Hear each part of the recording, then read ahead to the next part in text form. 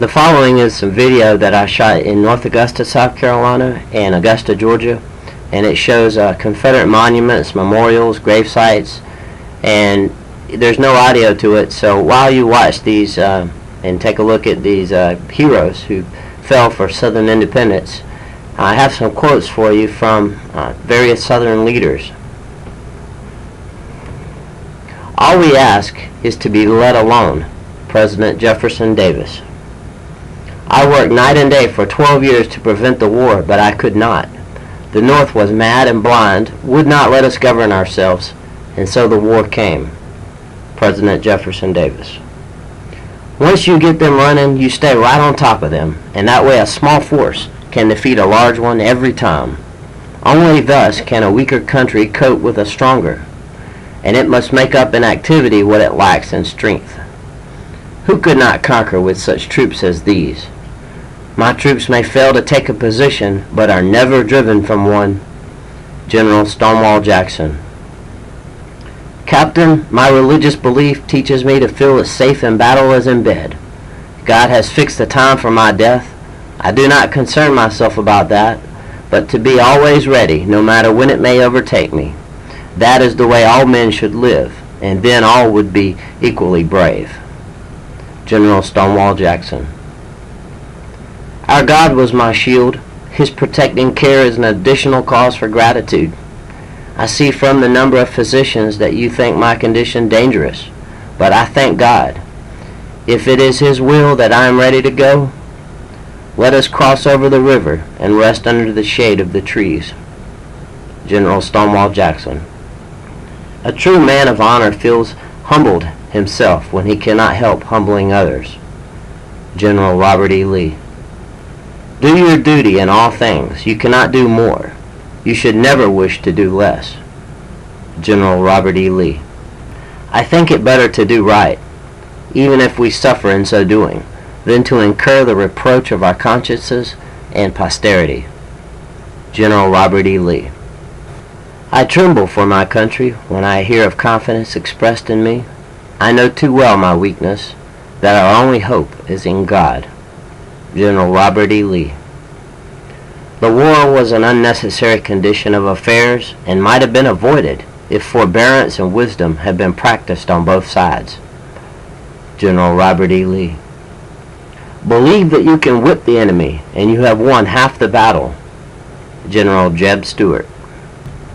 "The withdrawal of a state from a league has no revolutionary or insurrectionary characteristic. The government of the state remains unchanged as to all internal affairs. It is only its external or Confederate relations that are altered. To term this action of a sovereign a rebellion is a gross abuse of language." President Jefferson Davis. "Obstacles may retard, but they cannot long prevent the progress of a movement sanctioned by its justice and sustained by a virtuous people." President Jefferson Davis. "The contest is not over. The strife is not ended. It is only entered upon a new and enlarged arena." President Jefferson Davis. "The principle for which we contend is bound to reassert itself, though it may be at another time and in another form." President Jefferson Davis. "The people of the states now confederated believe that to remain longer in the Union would subject them to continuance of disparaging discrimination, submission to which would be inconsistent with their welfare and intolerable to a proud people. They therefore determined to sever its bond and establish a new confederacy for themselves." President Jefferson Davis.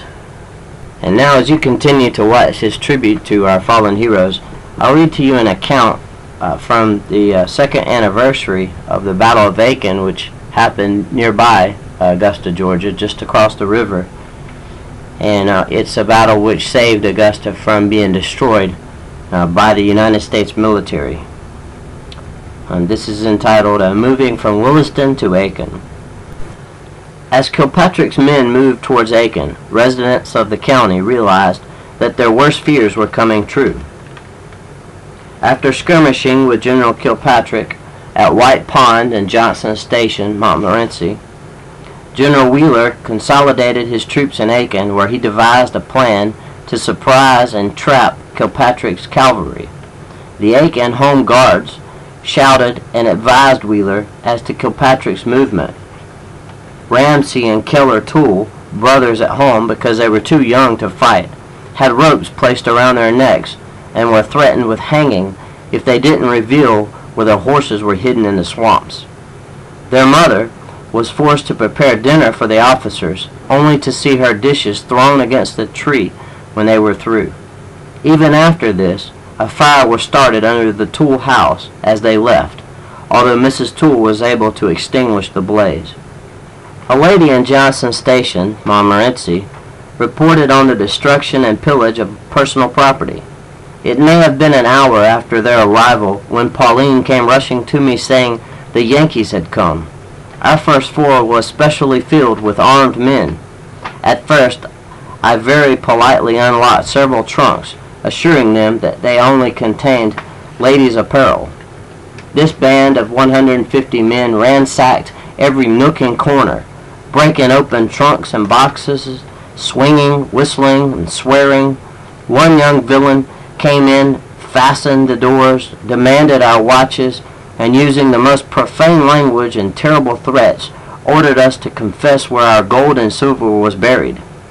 The entreaties of our faithful servants alone saved the house from conflagration.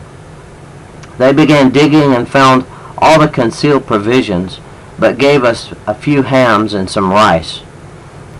So I hope you've enjoyed the videos and pictures that you've seen in this video. These are our heroes, and they deserve our respect and honor, as was their motto of the Confederacy, Deo Vindici, God will vindicate.